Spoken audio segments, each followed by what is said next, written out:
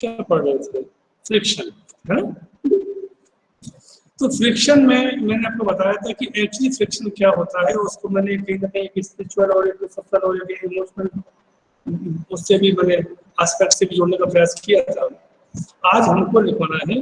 तो कल एक बात समझ में आई थी, मैंने कहा था कि फ्रिक्शन जस्ट लाइक अ धर्मा, राइटियस कंडक्ट इसको बोलते हैं हम लोग, ठीक है ना। इसमें मैंने आपको बताया था कि कैसे जो है, जैसे जब जब आवश्यकता होती है तब धर्म प्रकट होता है, और आवश्यकता खत्म होने पे वो खत्म हो जाता है। It's not a permanent, it's a temporary, it's instantaneous. ठीक उसी प्रकार से फ्रिक्शन का होता है। फ्रिक्शन भी क्या करता है बेटा कि एक साथ वो जब आप उस पर कोई एक्सटर्नल फोर्स लगाते हो तब वो आता है, और जैसे ही आप उसको लगाना बंद कर देते हो वैसे ही वो चला जाता है, राइट। ये इसकी एक खास बात होती है, ठीक है। ओके, नाउ आगे। तो मैंने आपसे कहा था कि फ्रिक्शन क्या हुआ कि जब बॉडी रेस्ट में है तो उस पर कोई फ्रिक्शन नहीं है।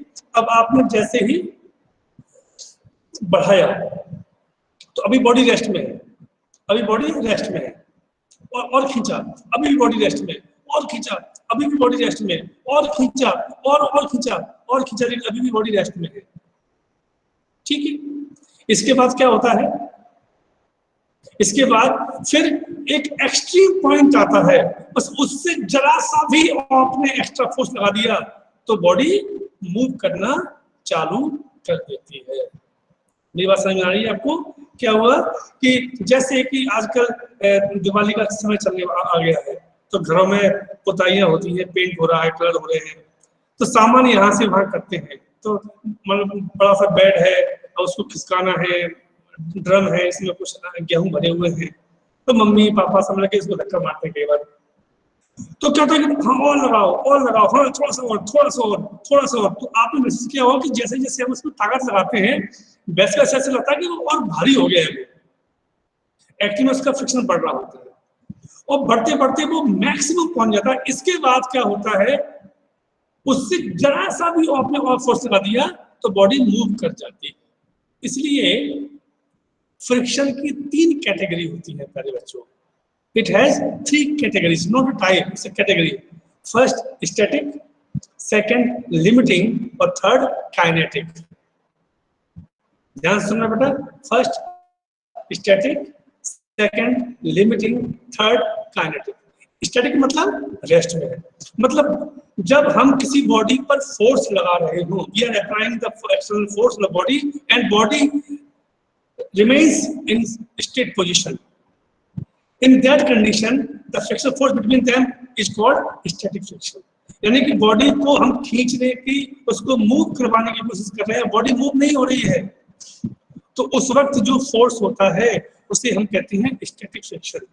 अब क्या हुआ, बढ़ता गया बढ़ता गया बढ़ता गया, अब क्या वो मैक्सिमम पर पहुंच गया। आपको पता है कि इससे हमने जरा भी एक्स्ट्रा फोर्स लगा दिया तो बॉडी मूव कर जाएगी।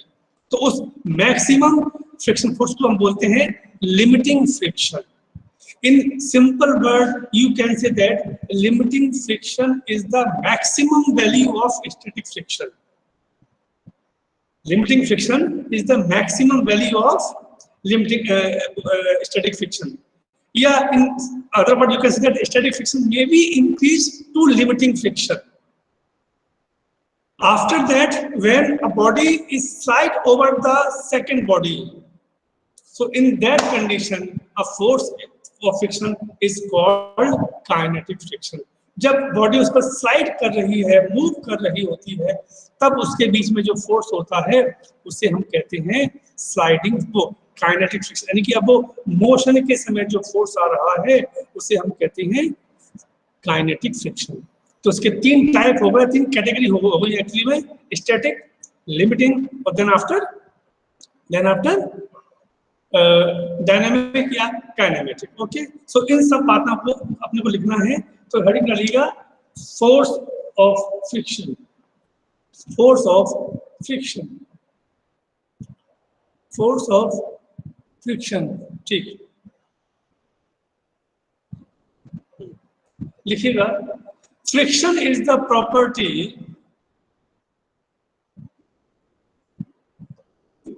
friction is the property due to which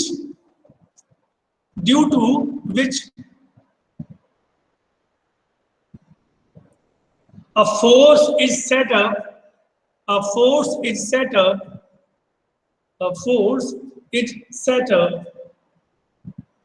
at the surface of contact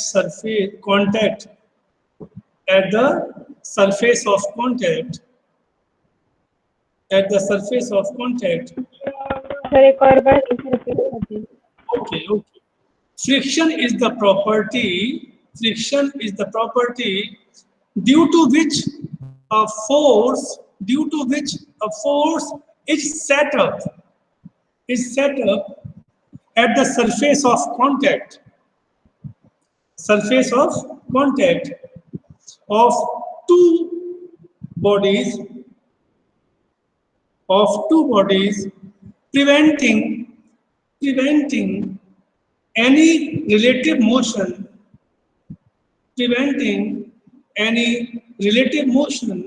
between them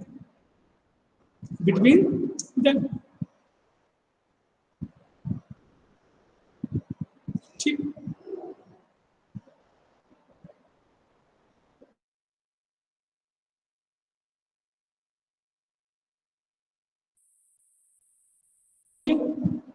Yes.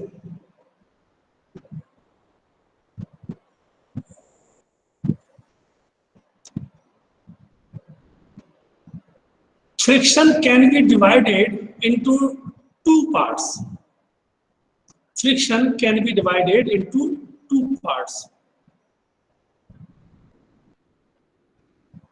Number one, sliding friction.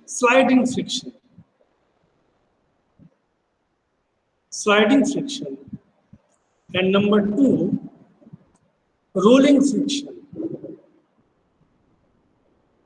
Sliding friction or number two, rolling friction.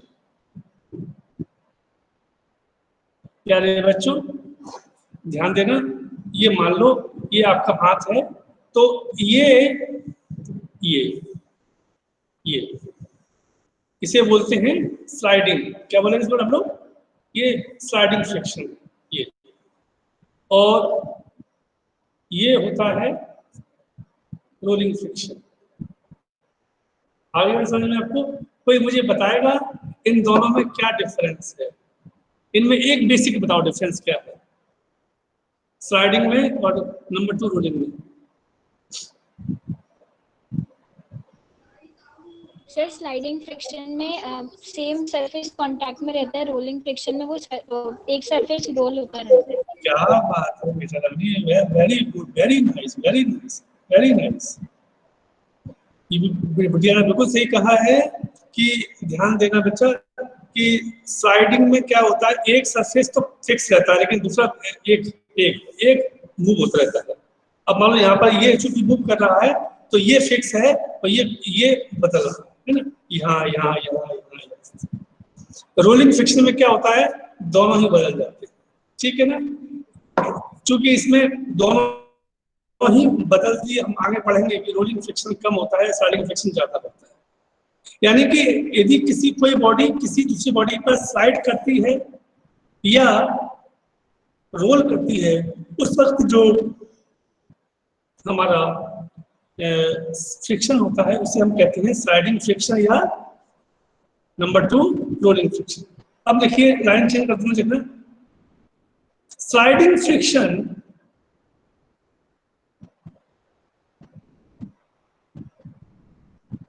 can be divided into three categories.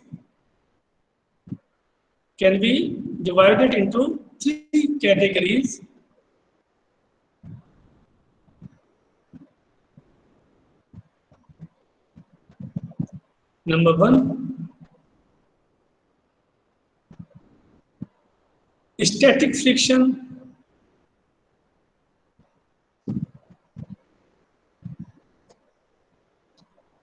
Number two,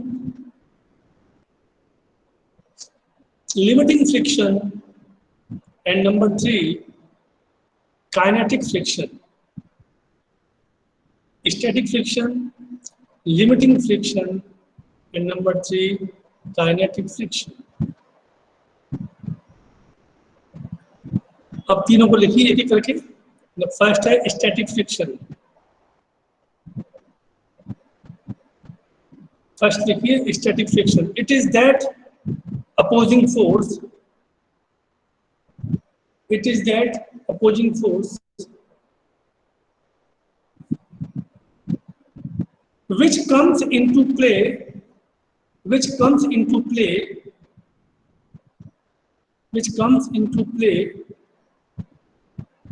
when a body tends to slide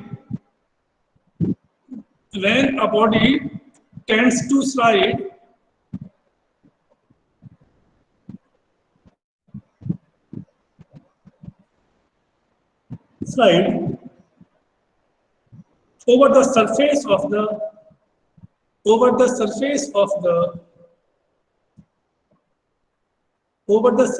of not the उसको over the surface of another body.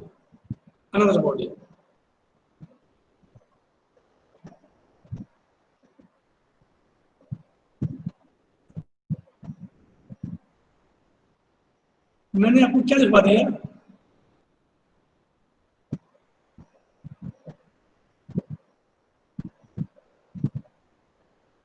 मुझे लगता है कि मैं क्या लिखवा गया। कोई भी बेटा एक बच्चा मुझे बोलो, मैं अपनी और चला गया था, मैं कुछ और लिखवा गया। प्लीज इसको थोड़ा बोल दो कोई एक बच्चा। It is that opposing force which comes into place with the body tends to slide over the surface of other body. Into play के बाद बोलना क्या लिखा आपने? Where a body tends to slide over the surface of another body. हाँ, ये सही लिखवा दिया। मुझे लिखवाया तो गलत था, लेकिन सही लिखवा दिया। ठीक है, चलेगा। Okay. Number 2 limiting friction. The maximum static friction which comes into play the maximum static friction which comes into play when the body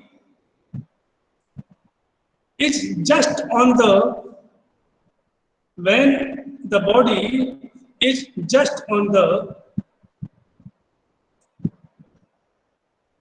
point of sliding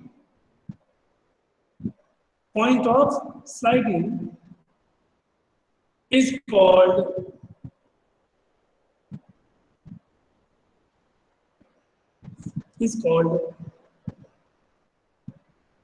the limiting friction.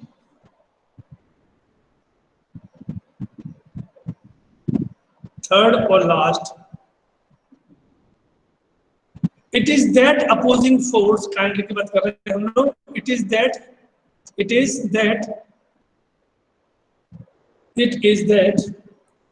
opposing force which comes into play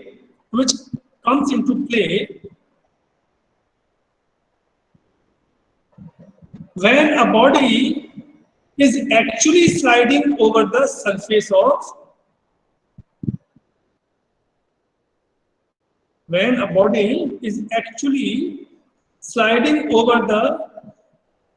surface of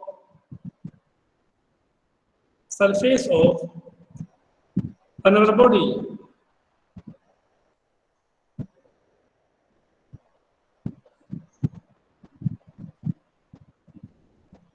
It is also known as dynamic friction.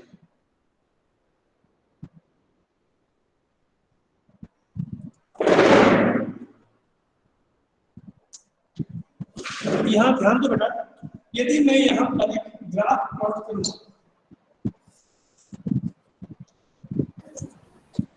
यहाँ पर हम एक graph plot करें, तो मैं ये पाता हूं कि ये है मान लो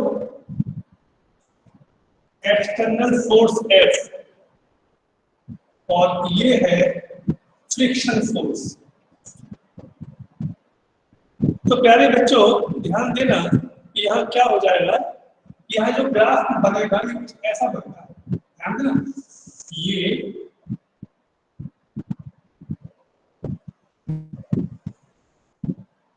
ऐसा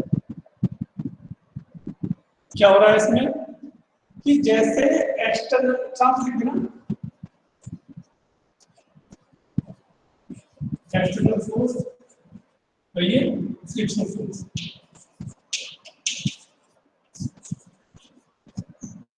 जैसे जैसे ये देखो फोर्स बढ़ रहा है, ये बढ़ा बढ़ा बढ़ा तो यहाँ आकर के मैक्सिमम हो गया, तो इसे बोलते हैं स्टैटिक,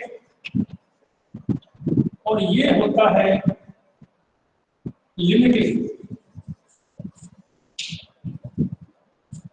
और ये होता है काइनेटिक।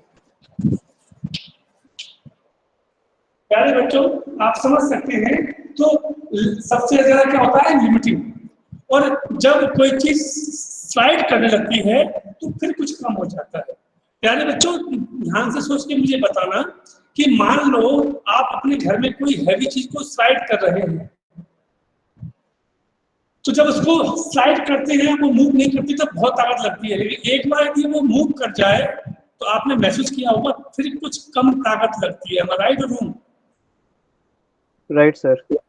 हाँ, क्यों? क्योंकि जब मूव करता है तो उसका फ्रिक्शन कम हो जाता है कि due to the kinetic energy.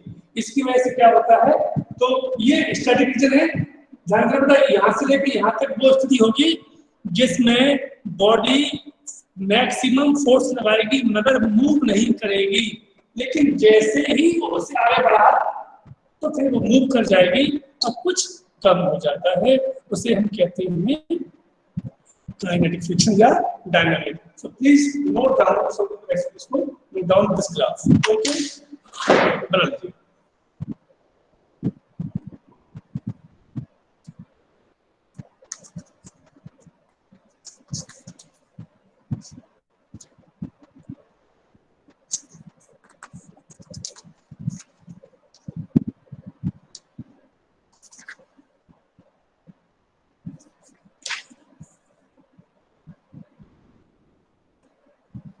बन जाए तो मुझे बता देना।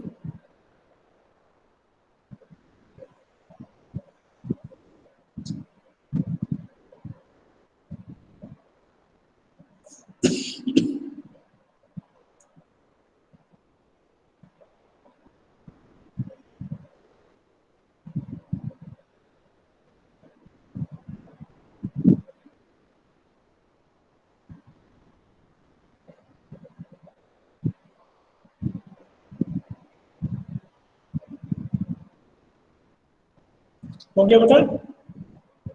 Yes sir. हाँ Yes, sir. ओके, अब लिखिए next question, not question topic डालिए ना।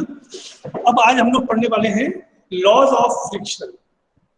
ये जो फ्रिक्शंस के रूल क्या क्या होते हैं, तो वो ध्यान देना कि स्टैटिक के अलग होते हैं और काइनेटिक के अलग होते हैं। स्टैटिक और लिमिटिंग एक ही बात होती है, क्योंकि लिमिटिंग एक्चुअली में कुछ नहीं है, वो स्टैटिक की ही एक एक्सट्रीम पोजीशन होती है ना। तो हम लोग यहाँ बात करेंगे पहले स्टैटिक की और बाद में बात करेंगे सेकेंड यानी कि डायनामिक की बात, डायनामिक यानी कि काइनेमेटिक की बात करेंगे। सो लिखिएगा laws of friction.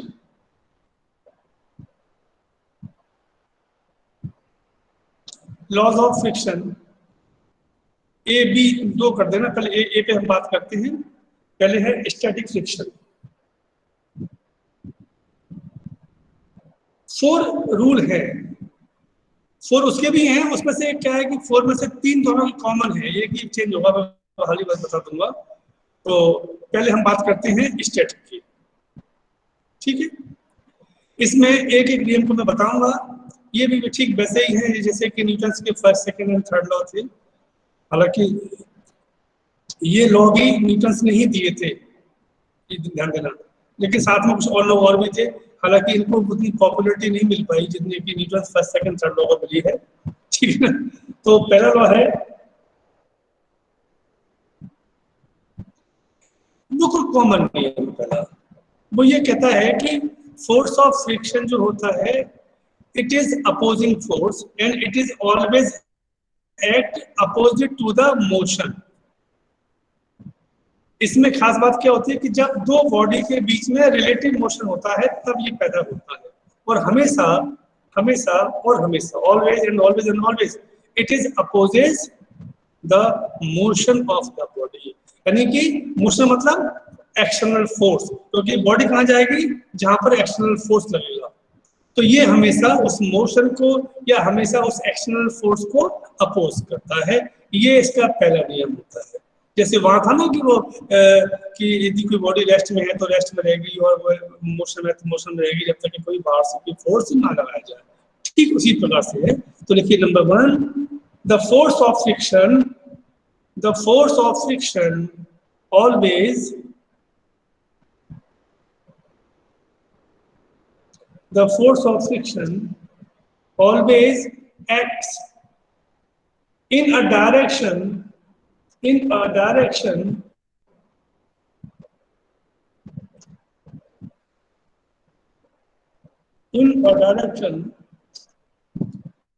opposite to the direction of, opposite to the direction of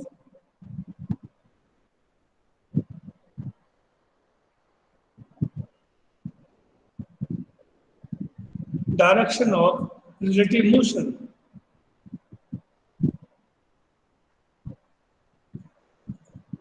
ठीक, जैसे वहां पर ये था कि पहले वाले, एक बार कर दीजिए। हाँ हाँ कोई बात नहीं। The force of friction always acts in a direction opposite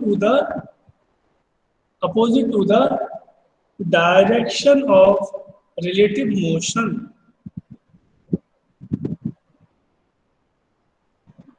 ध्यान रखते हुए मैं फिर से बता दूं आपको यहाँ पर, वो बात ये है कि जैसे न्यूटन का फर्स्ट लॉ क्या कहता था कि जो बॉडी रेस्ट में वो रेस्ट में रहेगी, फोर्स के बारे में बताया था। दूसरे में क्या बताया था कि फोर्स होता कितना है। तो अब यहाँ भी बताएंगे कि फ्रिक्शनल फोर्स एक्चुअली में होता कितना है। वहां हमने क्या कहा था, आपको याद है क्या? The force of friction is directly proportional to the rate of change of momentum, ये था ना। ये ऐसे कुछ यहाँ पर भी आएगा। तो लिखिएगा द मैक्स, नंबर 2 लिखिएगा the maximum force of static friction,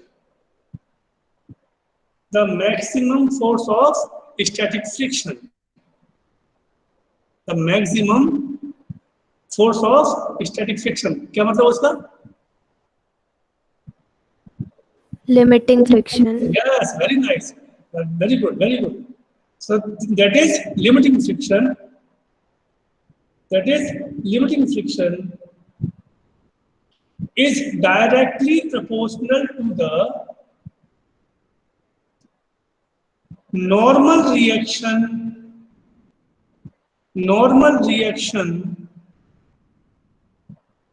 between the two surfaces in contact,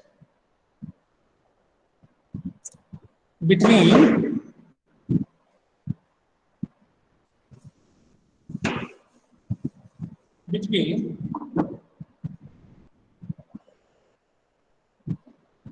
the two surfaces in contact, that is ये, इसे हम F L लिखते हैं, L for limiting, तो F L proportional to R। ध्यान देना, normal reaction के proportional होता है, ना कि वेट के। ठीक है,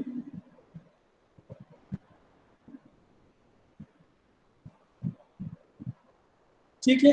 F L proportional to R और F L is equal to mu L into R, where mu L is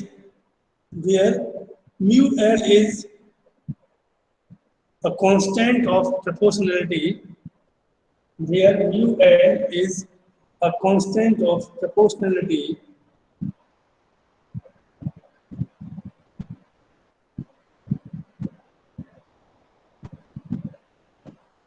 and it is called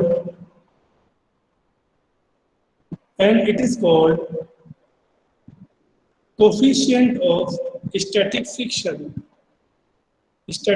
friction bracket में मैक्सिमम।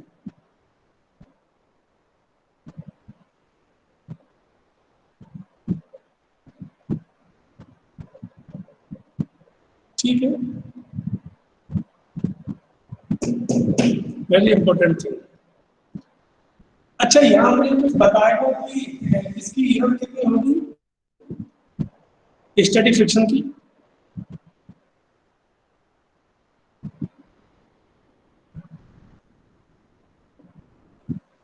इसकी स्टैटिक फ्रिक्शन यानी कि इसको म्यू एल बोलते हैं। बच्चों थोड़ा ध्यान देना, इसको मैं बता दूं, कोई डाउट ना रह जाए।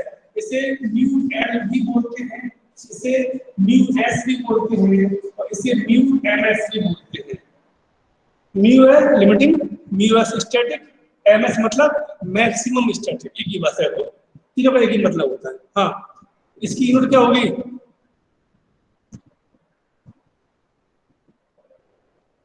धनंजय?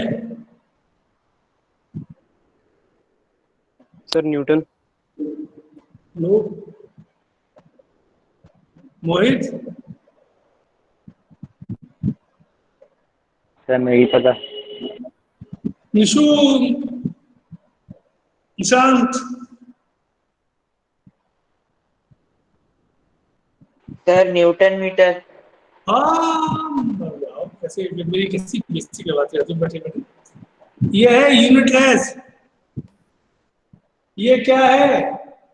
फोर्स। और ये क्या है? फोर्स। ये भी फोर्स, ये भी फोर्स, तो क्या हुआ? आपस में कट गए ना।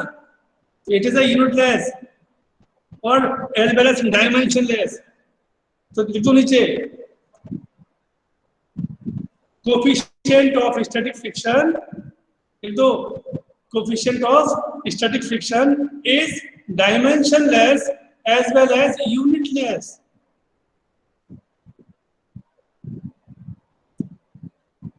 अब आइए थर्ड पॉइंट पर। फर्स्ट सेकंड तो पॉइंट हो गए, third point. Third point, the force of limiting friction, the force of limiting friction, the force of limiting friction depends upon the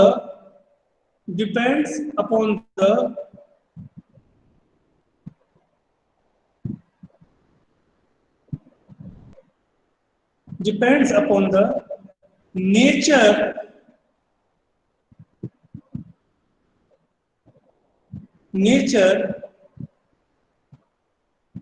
and the state of polish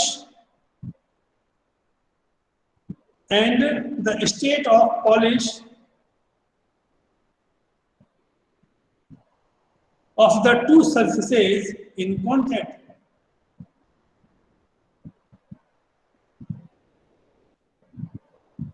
ठीक है, in contact कोई खास बात नहीं है। वो दोनों के दोनों जो सरफेस हैं जो आपस में टकरा रहे हैं, उनका नेचर कैसा है और वो कितने पॉलिश्ड है, कितने चिकने हैं, स्मूथ है, उसे हम कहते हैं कि उससे ये मालूम पड़ता है। जैसे कि आपको कोई चीज एक मार्बल के ऊपर, आपके घर वाला मार्बल लगा हुआ है, वहां आप कोई चीज खींच रहे हैं, और एक आपको कोई रोड पर, सड़क पर कोई चीज खींचनी है, तो जाहिर है कि जो घर में आपके मार्बल लगा हुआ है उस पर खींचना आसान होगा। क्यों? क्योंकि इसका फ्रिक्शन कम होता है। जो रफ कम होगा, जिसकी रफनेस कम होती है, वहां पर उसका फोर्स भी कम लगता है। ठीक है ना? Next point, last, third, sorry fourth, the force of limiting friction, the force of limiting friction is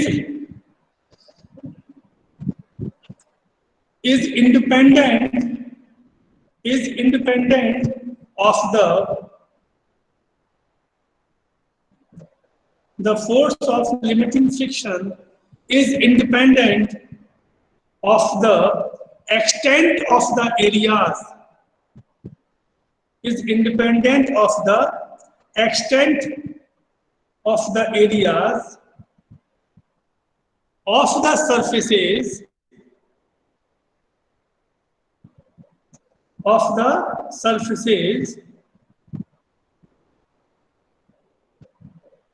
in contact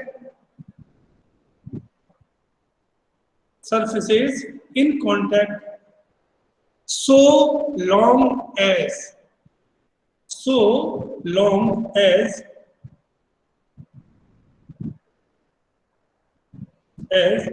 the normal reaction remains the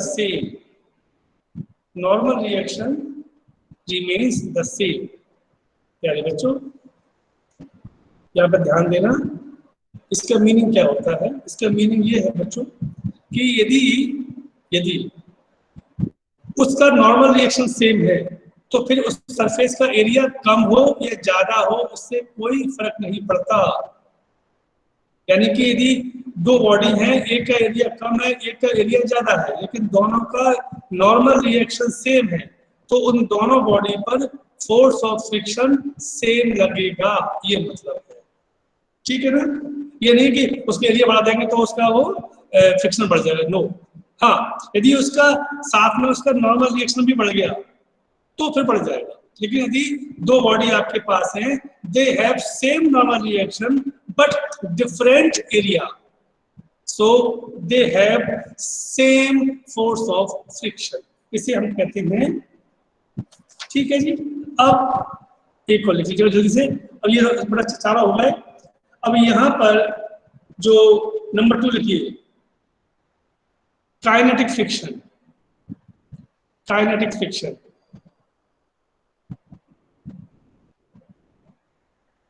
ये बेटा सब के सब इसके चारों के चारों वही के वही हैं,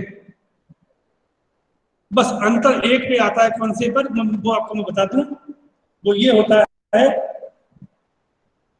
तो इसीलिए थोड़ा लिख लो तो याद होना रहेगा, नहीं भूल जाओगे। The laws of kinetic friction,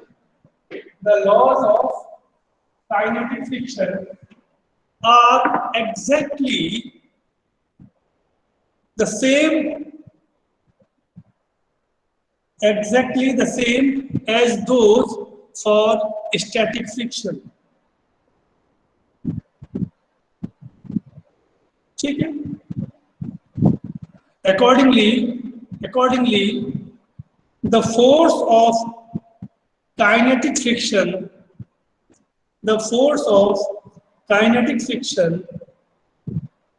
is also directly proportional to the normal reaction, that is Fk proportional to R or Fk is equal to mu k R। समझने में कोई दिक्कत नहीं आनी चाहिए बच्चों, बस वहां पर L था, यहाँ पे K हो गया है बस। तो where mu k is called coefficient of kinetic friction, वो mu s जो था ना वो स्टैटिक था।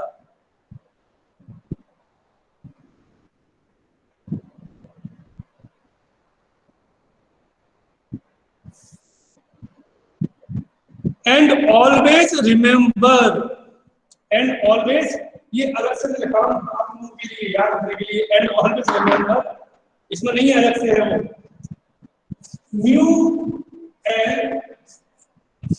mu s और mu k कैसे होते हैं?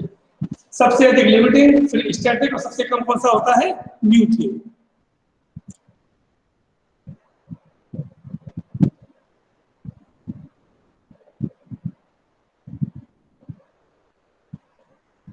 ठीक,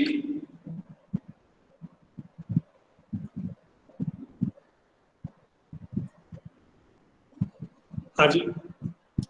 अलग से एक और नोट लगा लो, वो भी काम आएगा आपको, ये इन्हीं के बारे में ही है। These coefficient of frictions are actually depends on are actually depends on number one, cleanliness of the surfaces, cleanliness of the surfaces. Number two, temperature, and third, humidity. Third, humidity.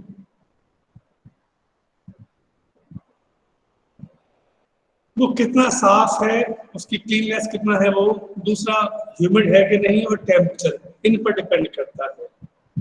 Humidity बढ़ने पर friction बढ़ जाता है।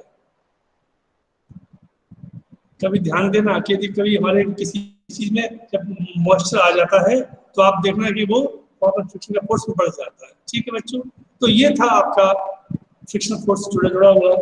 कल हम इसके दो बहुत ही इंटरेस्टिंग फैक्टर पढ़ने वाले हैं। दो एंगल पढ़ेंगे, एक को हम बोलते हैं एंगल ऑफ फ्रिक्शन, एक को हम बोलेंगे एंगल ऑफ रिपोज।